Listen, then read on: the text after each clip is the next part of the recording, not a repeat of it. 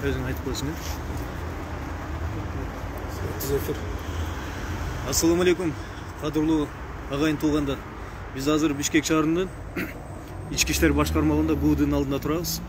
Бүгүн түштө кармалган Тилекмат Кудайберген уулу жарандык активист чыган жигитибизди кармап кетишкен. Акыр аягы 2 адвокатты киргизип атып, мына азыр маалыматты толук алдык. Тилекмат Facebook'a пост койгон. Ал постунда призыв деген гинени коюшуп, санкцияны берип атышат. Бүгүнкү күнү ИВСке киргизебиз деп жабуу боюнча чечим кабыл алышты. 48 саатка камалат. 48 сааттын ичинде эртең деп атабыз. Бул жолдо соттун чечими чыгышы керек. Эртең сот болот. Алдын ала бардыгын айтабыз. Адвокаттар менен сүйлөшүп, убактысын тактап, жерин айтабыз. Кайсы сот саат канчада болот? Санкция, башкаруу чарасы каралат. Кайрылам.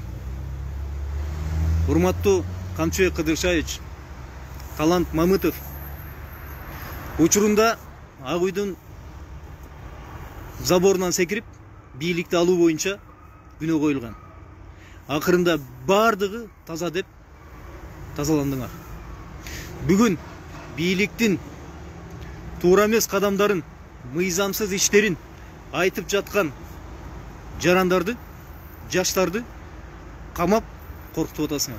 Бул туура эмес. Мен кайрылам. Бардык кайдыгер эмес жарандарга, жарандык активисттерге, саясатчыларга, саясий лидерлерге, партиянын лидерлерине үн каткыла. Бүгүн Тилек болсо, эртең силерди камашы мүмкүн. Ошондуктан Тилекке каршы ушундай болуп калды.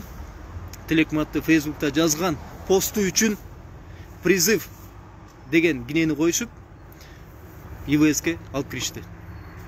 Эртең убактысын тактап айтабыз. Азыр Тилекматты текшерип алып кетип атышат.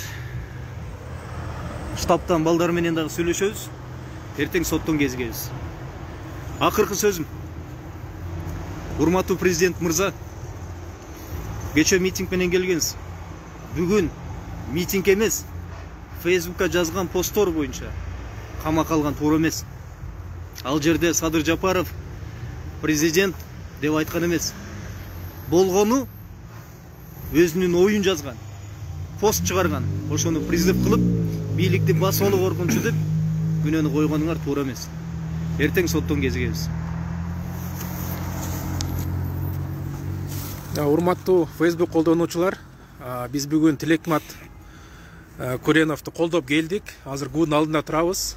Мындай жаш саясий, жаш блогерлер, Кыргызстанга кайдыгер эмес жаштарыбыз. Биз бүгүн эртең ушул Тилекматтын кандай чара көрүшүн маалымдап силерге жеткирип турабыз. Ушул пост менен бөлүшүп, колдоп туруңуздарды суранабыз. Аман болуңуздар.